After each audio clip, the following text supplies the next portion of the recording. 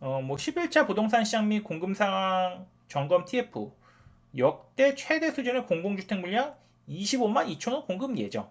이런 게 있는데 요게 이제 공급 공공주택 물량 공급 요거 보시면은 이게 입주 물량이 아니에요. 인허가, 분양, 착공, 입주 다 합친 물량입니다.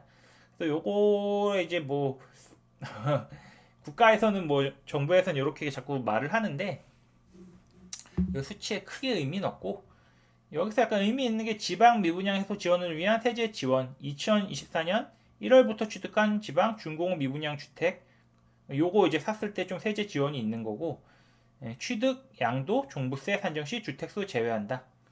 그러니까 뭐 이런 거 이제 지방을 좀 살리겠다 이거죠. 그다음에 2025년 1세대 1주택 특례 적용. 그래서 양도세, 종부세에서 이제 혜택을 준다 이건데 여기서 중요한 게 지방 준공업 미분양이에요. 그러니까 악성 미분양이죠. 그런 거고 인구 감소 지역 1주택 구입 시 재산, 양도, 종부세 산정 시 1세대 1주택 특례가 된다. 그러니까 무주택자 1주택자 취득세 최대 50% 감면이 된다. 이렇게 이제 지방을 좀 살리는 정책들이 앞으로도 계속 나올 거예요. 왜냐면 지금 서울시장만 좋고 수도권은 최근엔 좀 주춤하고 어쨌든 지방이 좀 약세니까 지방을 좀 살리는 정책이 나올 겁니다. 이렇게 보시면 되고 25년 역대 최저 2025년 역대 최저 분양 나올까? 1월 분양 물량 전망 지수가 77.5래요. 그래서 MOM으로 마이너스 13.8% 떨어졌다. 이게 그러니까 지금 나라가 좀 어수선하잖아요. 그러니까 이런 이제 전망 지수가 나오는 거고 2000년 이후 역대 최저치다. 2025년 분양 물량은 14만 6,130이다. 그러니까 뭐 이거 지금 2017년인데 일을 하나 더 썼네. 17만 2,670개인데 많이 줄은 거죠. 그래서 지금 시장이 만약에 좀 거래가 안 되고 침체가 되면은 그 악재가 오히려 호재예요.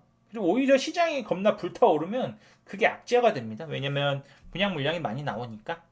그래서 그런 게 이제 역발상할 필요가 있고 강남 재건축 같은 경우 이제 상가 통매각을 많이 하는데요. 이거 통매각 많이 하는 이유가 기업체 팔거나 좀 이제 대기업 브랜드 있는 이런 데다 팔면은 요거를 이제 자체적으로 걔네가 개발해 갖고 상가를 이제 하나의 기업에서 운영할 수 있거든요. 그럼 오히려 재건축 조합에서 수익성이 더 좋아져요. 그래서 일괄 매각으로 이제 공고 뭐 이런 게 이제 나오는 거죠. 그래서 이런 게 이제 좀 화제가 됐고 건설사 수주전 이게 상반기 압구정에서 이제 시공사 선정 배틀이 붙을 거고 하반기에는 뭐 성수 전략정비구에서 시공사 선정 예정인데 한남 4구역 삼성이랑 현대랑 붙었는데 삼성이 이겼죠. 그다음에 뭐 여의도 대교 잠실호성 1, 2차 개포 6, 7단지 뭐 연내 시공사 선정 예정이다. 그 다음에 공공주택 25만 가구 공급인데 이게 입주를 말하는 게 아니에요. 그래서 3기 신도시 등 본청약 2만 8천 가구, 뭐 의왕군포 안산 16만 6천 가구 지구계획 승인, 예. 그 다음에 용인 이동, 구리 토평 등 7만 1천 가구 지구 지정. 예. 그러니까 수도권 신규 택지 3만 가구 발표. 요건 이제 올림픽 선수 기자촌 뒤쪽으로 해서 하남 쪽에 그쪽 어디죠? 갑자기 기억이 안 나네. 어쨌든 그쪽 뒤쪽으로 해가지고 이쪽으로 한다는 건데 여기서 이제 보시면 입주를 말하는 게 아니에요. 입주를 말하는 게 아닌 게 이제 중요하고요. 그래서 재개발 재건축 규제 완화는 이제 계속해서 나온다. 그래서 안전진단 기준 개선, 뭐 리모델링 사업 절차 간소화, 뭐 이런 거 해갖고 이거 뭐 이제 앞으로 계속 나올 거. 이거는 정권이 바뀌어도 재개발 재건축 규제 완화가 계속 나올 수밖에 없어요. 이게 좀 표현을 어떻게 해야 할지 모르겠는데 밥을 계속 안 먹거나 한 10일쯤 굶으면 배고프잖아요. 지금 그 상태예요. 정권이 계속 바뀌면서 계속 지연이 돼가지고 물량 이게 지금 재건축 재개발이 안 돼가지고 공급이 점점 지연이 된 상황이에요. 그래서 이게 좀 문제가 있는 상황이고요. 공사비 상승은 공급 부족으로 이어질 예정이다.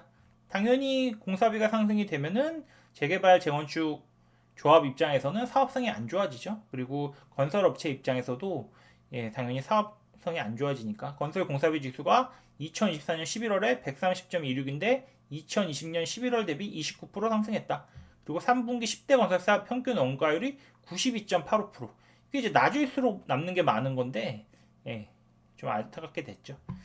고양창릉 공공주택지구 SOSU A4블럭 총 사업비가 28.8% 상승했다. 예. 그래서 뭐 국토부 장관은 이제 사임 예정이래요. 그래서 국토부 장관 이제 박상우 국토부 장관님이 좀 사임 예정이고 국토 정책이 사실상 마비 예정이다. 근데 뭐 재건축 재개발 규제 완화책은 계속 나올 거고 또 국토부 장관이 바뀌어도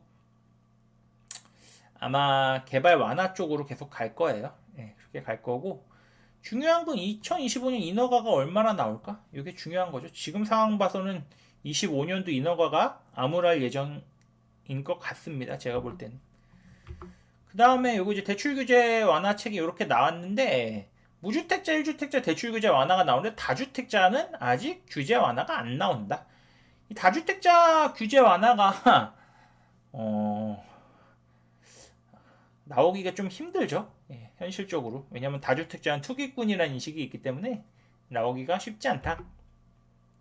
신혼부부 임차보증금 이자지원 사업 이런 게 있거든요. 그래서 신혼부부 같은 경우는 신혼부부 임차보증금 이자지원 사업 요거 가지고 예, 대출을 받으면 지원을 좀 해줘요. 그래서 평균 지원금리가 1.6%에서 2.1%고 소득 조건 연 1.3억인데 예, 무주택자, 결혼 7년 이내 신혼부부 또는 6개월 내 결혼 예정자 같은 경우는 이런 거 이제 활용하시면 좋다. 그리고 우리나라가 애를 워낙 안 낳으니까 이런 정책들이 되게 많아요. 그래서 신혼부부 같은 경우는 좀 활용을 많이 하시면 좋겠습니다. 버팀목 대출, 디딤돌 대출 이런 것들도 신혼부부가 애기 있으면은 더 금리 혜택이 좋습니다. 뭐 대출 규제 완화 이렇게 해갖고 수도권 소재 2주택 이상 생활 안정적 한도 1억에서 2억으로 늘린다. 예, 그래서 뭐 전세자금 대출 주담대 제한도 완화한다. 대출 규제 완화가 계속 된다. 그래서 아마 2월, 3월에 거래량이 좀 늘어날 예정이다. 1월도 좀 늘어날 예정이다. 그다음에 생활안정자금 대출 규제 완화, 뭐 여기 통 크게 카뱅, K뱅은 1억에서 10억까지 늘린다. 국민은행은 1억 제한 주담대 한도 이제 없다. 그래서 이런 거 계속 규제 완화책이 나온다. 그 다음에 정년 아파트 전용 면적 매매 가격 상승률 보시면 이거 대형 아파트 강세예요. 근데 왜 대형 아파트 가격이 상승했냐면 간단해요. 대형 아파트를 많이 안 졌으니까. 대형 아파트를 많이 안 져가지고 대형 아파트가 강세고요. 전용 면적 135m 제곱 이상은 40평 이상은 이제 5% 상승했고 중형은 3.3%, 소형 40m 제곱 미만은 1.4% 하락을 했다. 이렇게 보면 이제 강남 대형이 5.5%, 소형이 4.0%, 강북 대형 3.6%, 소형이 2.0% 상승을 했다. 그러니까 대형이 많이 올랐다. 소형은 별로 안 올랐다.